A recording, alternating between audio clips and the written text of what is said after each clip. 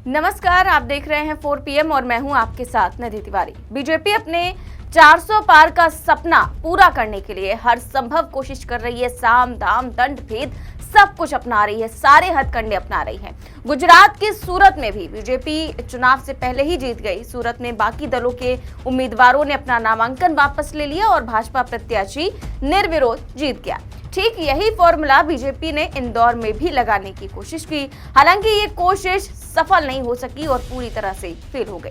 जी हाँ, अब आप कहेंगे फेल कैसे हो गई? कांग्रेस उम्मीदवार ने तो अपना पर्चा वापस ले लिया। भले ही कांग्रेस प्रत्याशी ने अपना नामांकन वापस ले लिया, लेकिन यहाँ पर मिशन सूरत जो है वो पूरी तरह से कामयाब नहीं हो सका।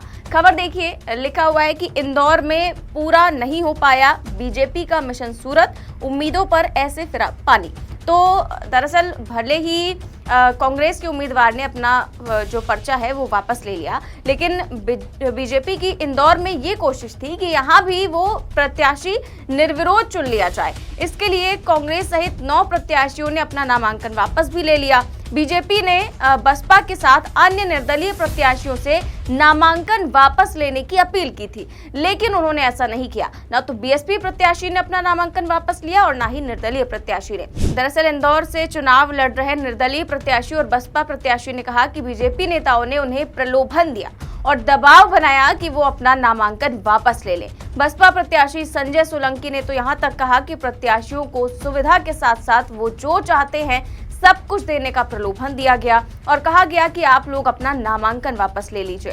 वहीं निर्दलीय प्रत्याशी अंकित गुप्ता ने कहा कि बीजेपी नेताओं द्वारा मुझे 25 लाख रुपए का प्रलोभन दिया गया, मेरे परिवार को बोला गया, मुझ पर दबाव बनाया गया, मुझसे कहा गया कि नामांकन वापस ले लो।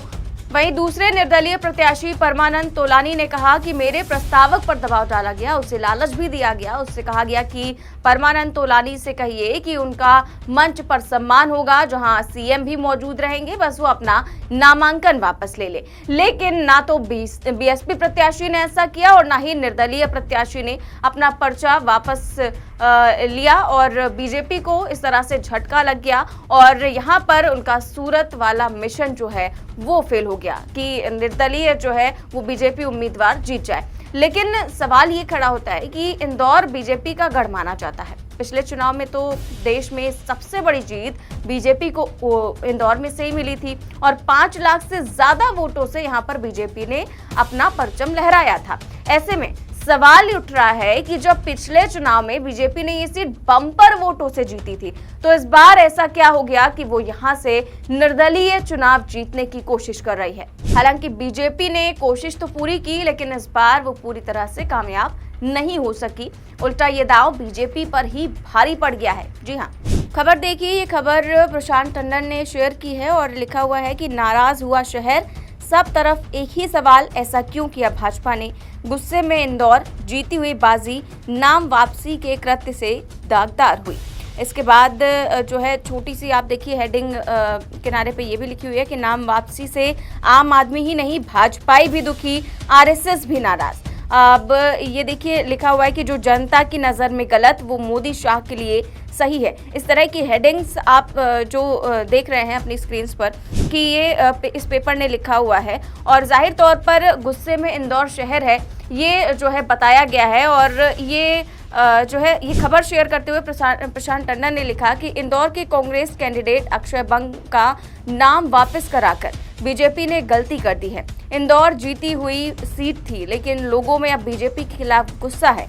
नोटा के लिए जबरदस्त मुहिम चल रही है इंदौर में। आश्चर्य नहीं होगा कि इंदौर नोटा में देश की नंबर 1 सीट न बन जाए। तो ये ट्वीट किया है प्रशांत टंडन ने और जाहिर तौर पर लोगों में काफी ज्यादा गुस्सा देखने को मिल रहा है। और केवल यही नहीं, सूरत में भी भले ही बीजेपी ने निर्विरोध जीत लिया हो, लेकिन इसका संदेश पूरे देश में गया कि किस तरह से बीजेपी लोकतंत्र की हत्या कर रही है। और यही दांव अब बीजेपी का इंदौर में भी उल्टा पड़ता हुआ नजर आया। फिलहाल मध्य प्रदेश कांग्रेस के अध्यक्ष जीतू पटवारी ने इस वाक्य को लेकर क्या कुछ कहा है, सुनिए। संविधान की कॉपी दिखाई थी, उसको लेकर के बीजेपी ने शिकायत करी है कि उसका कहना है कि संविधान की कॉपी का अपमान किया है, ऐसा बीजेपी ने शिकायत किया चुनाव आयोग को। क्या हाथ में लेना और ये कहना है कि इसकी रक्षा करना है संविधान की, ये अपमान है कि उस संविधान की शपथ है कि जिसकी रक्षा करने की बात कह रही है।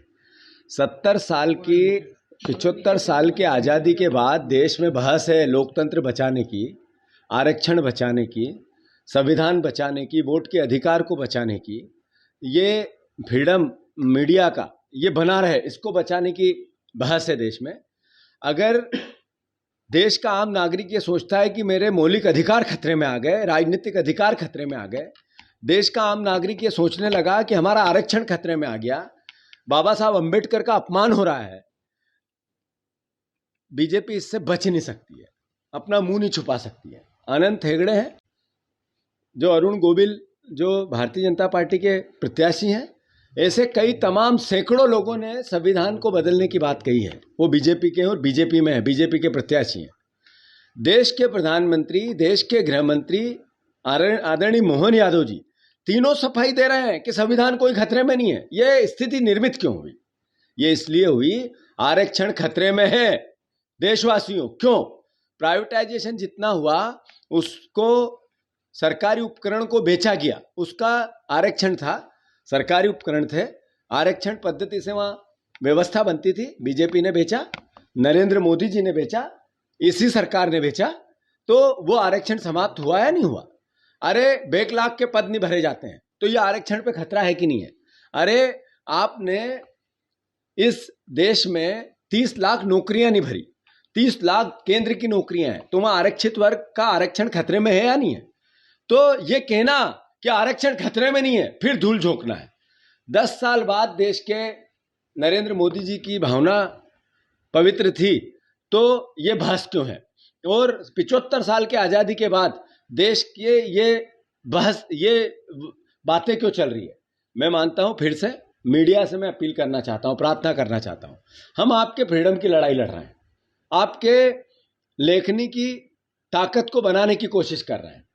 मीडिया हाउसेस की अपनी मजबूरियां हो सकती है, सरकार से उनके संबंध होते हैं, आर्थिक हित होते हैं, हो सकता है, मैं उसको क्रिटिसिज्म नहीं करता, पर मैं अनुरोध करता हूं कि जागो, जागो आप। एक दिन कहीं चाइना की मीडिया नहीं बन जाए, सरकारी मीडिया, तो आपका क्या होगा? जैसे हमारे अधिकार जा रहे हैं, मौलिक अधिकार जा रहे हैं, आरक्षण जा रहा है, राजनीतिक लोकतांत्रिक अधिकारों का हनन हो रहा है, वैसे मीडिया के अधिकार पे भी प्रहार है। तो मेरा आप सबसे अनुरोध है, इस अभियान में आप भी शांत हो। प्रधानमंत्री कह रहे हैं जब तक वो जिंदा है, जब तक मुसलमानों धर्म के आधार पर आरक्षण नहीं मिल सकता। प्रधानमंत्री जी के पास 10 साल में बताने के लिए कोई सकारात्मक पहलू नहीं है। उनके पास मंगलसूत्र है, नफरत है, घृणा है, बंटवारा है, जातिगत और धार्मिक बातें करके वोट लेने की पहल है। कभी 10 साल पहले वो कहते थे सबका साथ, सबका विकास, सबका विश्वास। क्या भूल गए वो नारा? वो भूल गए कि पूरा भारत मेरा परिवार है, 140 करोड़ लोग मोदी परिवार। भूल गए ये बात? वो भूल गए ये बात कि इस देश में जो 10 साल का प्रधानमंत्री इतने बड़े बहुमत के बाद, जब लोगों के परिजन मर रहे थे कोविड में, अपना भाई कोई खोता था, अपना पिता खोता था, आप कहते ताली बजाना है, तो सब पूरा देश ताली बजा रहा था। आप कहते थाली बजाना है, पूरा देश थाली बजाता था। मेरा प्रधानमंत्री वो भावना भूल गए और नफरत और घृणा परोस रहे हैं वापस प्रधानमंत्री बनने के लिए। देश देख रहा है, सबक सिखाएगा। तो वो कह रहे हैं कि बीजेपी इस चुनाव में 400 पार का नारा इसलिए देती है क्योंकि वो संविधान बदलना चाहती है, लोकतंत्र की हत्या करना चाहती है, आरक्षण को समाप्त करना चाहती है और मीडिया की स्वतंत्रता को छीनना चाहती है। और इस षड्यंत्र का त्वरित उदाहरण खजुराहो, सूरत और इंदौर है। लेकिन जिस तरह से इंदौर में ये सारी चीजें भारी पड़ती आ रही हैं बीजेपी पर और बीजेपी को यहाँ पर नुकसान होता हुआ दिख रहा है, इस पर आपकी क्या राय है और इस खबर पर आप क्या सोचते हैं, हमें कमेंट बॉक्स में जरूर बताएं। चैनल को सब्सक्राइब भी करें और ज्वाइन भी। नमस्कार।